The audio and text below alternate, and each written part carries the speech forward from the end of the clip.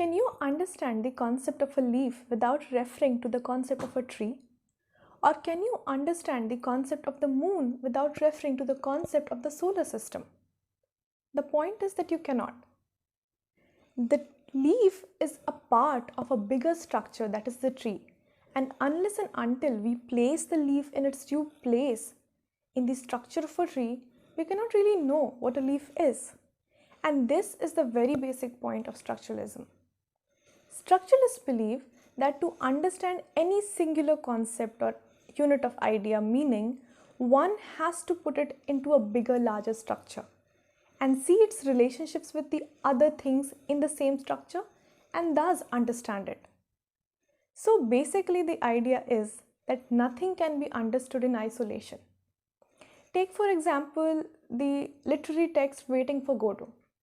Waiting for Godot cannot be understood unless and until one knows the bigger structure this is a part of. And that bigger structure is the genre of the theatre of the absurd. Unless and until one knows what the theatre of the absurd is, one will not understand a play like Waiting for Godot. So again, driving home back the point, to understand the eggs, one has to understand the chicken, or the biggest structure which gave birth to this egg. So the concept of the chicken and the eggs are employed in the concept of structuralism. Basically, structuralists say that we unconsciously always, to know a point, know a thing, put it in a larger structure. But this same unconscious thing has to be done consciously so that we are more aware of what we are doing. Hello and welcome everyone, this is Snehal and we are talking about structuralism. Structuralism began in the 1950s in France in the works of Claude Lévi-Strauss and Roland Barthes. This was taken forward in England in the 1960s, 70s and 80s and was promulgated to other parts of the world in the same time. However, the roots of structuralism lie in the works of Ferdinand de Saussure, a Swiss linguist who did a synchronic study of language. Now, the synchronic study of language is the study of language at a particular point of time, which is different than the diachronic study of language, which is the study of language between 2 points in time or history. Now, when Saussure was studying language, he found some interesting concepts, and these are the concepts which form the base of structuralism. What were these concepts? First of all, he probed deeper into the nature of the sign. What is a sign? The sign is the smallest unit of meaning. In layman terms, you can call it the word. Now, the sign, according to Saussure, contained 2 parts. The first is the signifier and the second is the signified. The signifier is the sound pattern which refers to the signified, which is the concept or the mental image of a thing we have in our mind. The signifier and the signified are connected to each other, are in a relation to each other. This is very essential for the sign to be. For example, the sign dog has 2 parts, the signifier dog, the sound pattern, and the concept of this animal which has 4 legs, which is a kind of a human friendly dog, has a tail that wags, etc. So there is this sound pattern and then there is this mental image or concept. These 2 are linked together and so they form the sign dog.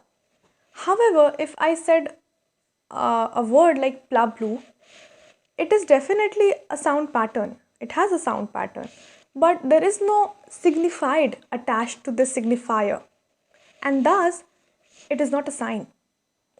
Now, a sign is also different from a symbol. A symbol is never arbitrary. It has some connection with the thing it represents, while a sign is always almost arbitrary. What does this mean? This means that a sign has no reason to be where it is. There is no reason we call a dog and not a cat, not a plu, not a pla. But the apple is a symbol of disobedience, and that is because the first disobedience was done by eating the apple in the Garden of Eden by Adam and Eve.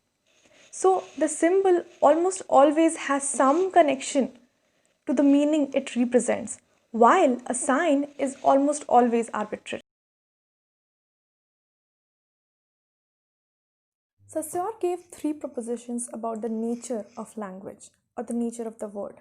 The first is that language is arbitrary. This we have already discussed, is that there is no essential relation between the signifier and the signified, or the word and the meaning. There is no reason why I should be called Snehal and nothing else, other than the fact that at my birth my parents arbitrarily decide that this is the name they like the most, and so I'll be named this. The point is that there is no, again, specific reason why anything in this world is named anything. There are definitely a very small amount of onomatopic words, like hiss for the sound a snake makes, or cuckoo for the bird which sings in a similar voice, but these are only exceptions.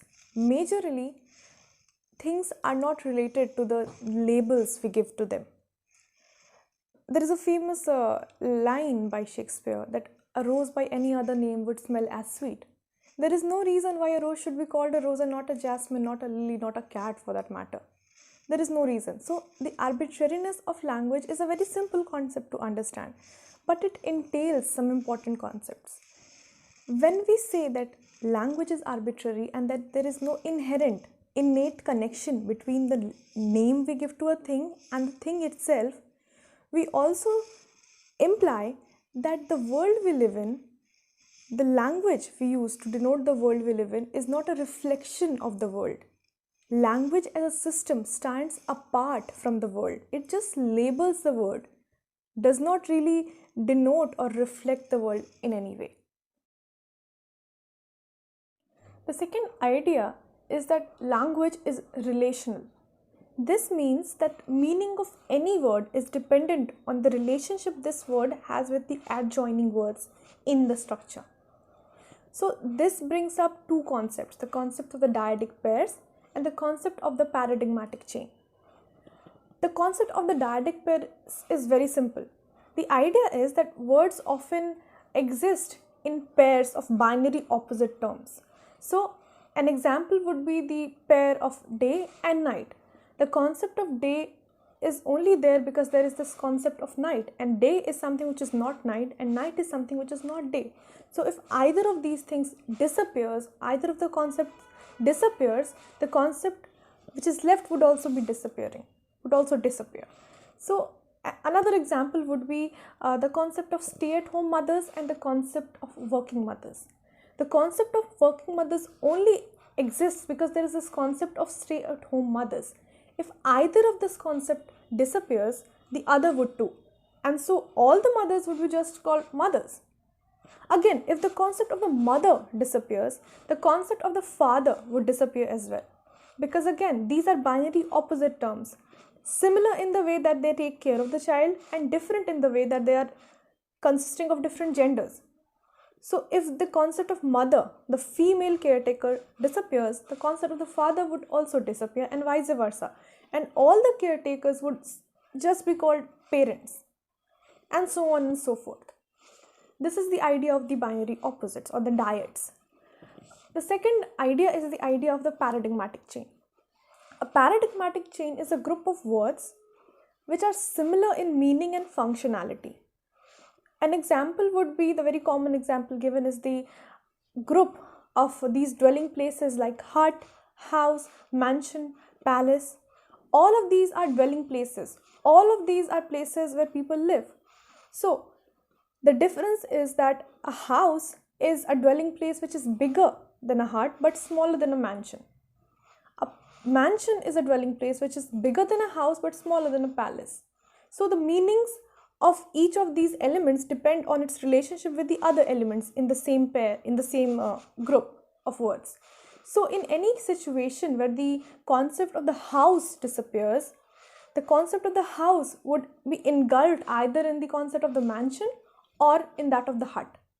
So people would not recognize a dwelling place which is smaller than a concept of hut bigger than the concept of a hut and smaller than that of a mansion, they would just recognize it as a mansion or maybe a hut.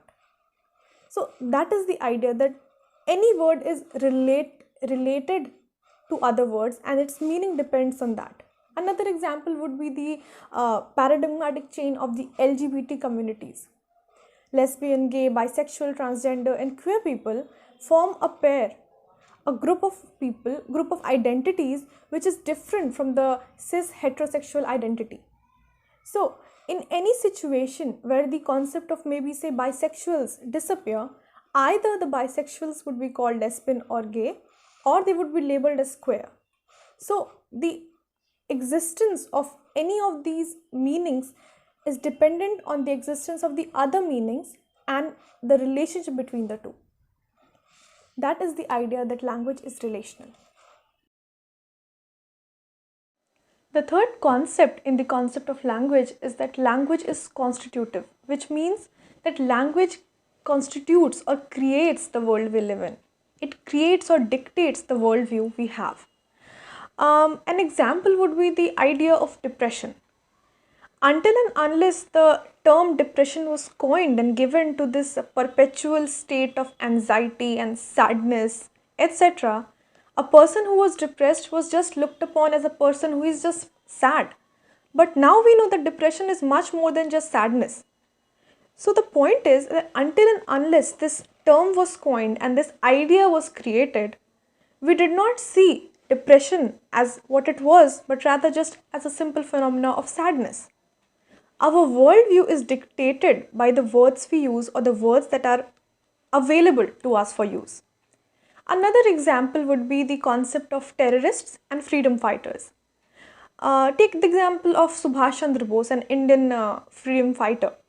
Now this man is looked upon by the Indians as a freedom fighter, while the Britishers, the colonizers, looked upon him as a terrorist. The person remains one and the same. The actions he did remains one and the same. There is no difference in the reality, but the way language constructs him changes the worldview, changes the way the people purview him, view him, and thus creates the reality in which the people live. There are some languages in which there are only 2 colors. The Alaskan language has only 5 colors. So what happens? Do they not see the colors? No, they see the colors, but their perception is managed, is created by the language they use, by the language that has been given to them. And so they cannot label the colors in any more than 5 different colors. The rainbow, there is no reason should be only 7 colors. A language, a culture which sees more than 7 colors in it would call it maybe having 8 colors or 10 colors. But then the Alaskan people who have only 5 colors in their vocabulary, would they see the 7 colors in the rainbow? They might see it as in just the act of seeing, but they would not perceive it. The world created around them by the language is thus the world of the language itself. As we already discussed, the world that language creates stands apart from the real world. It is not a reflection of the world, but just puts a label on it. And thus, language dictates our world to us. Saussure gives us the idea of the langue and the parole. The langue is simply the structure or the language itself, and the parole is the individual utterance made in that language. Saussure says again that in order to understand a parole or an individual utterance made in any language, one needs to understand the langue or the bigger structure. So in order to understand a line set in French, one needs to know the bigger structure, that is the language French itself. Very simple concept, right? The same idea can be applied to literature. In order to understand a specific parole, which might be a literary text, a poem, a novel, etc., one has to understand the bigger encompassing structures that might be the genre of the writing or maybe the language itself. So that is the idea of the langue and the parole. Saussure uses the idea, the example of the chess game. He says that in any chess game, there are rules. There are rules how the individual players can be moved. Now, these rules are the langue of the chess game, while a player who is playing the game will use only X number of moves in any play. Now these X amount of moves the player makes is the parole, and the rule, the whole worldview of the rule is the langue. Structuralism was found to be a very transferable thing. So this model was so transferable that people thought that it could explain how the various signifying structures work. So the likes of people like Claude Lévi-Strauss used it to study or interpret myths, while Roland Barthes used it to interpret or study the modern culture. The same was imported into literature to understand literary works. So how does this work? Where does the structure come from basically? The structure comes from our own mind, our own perception.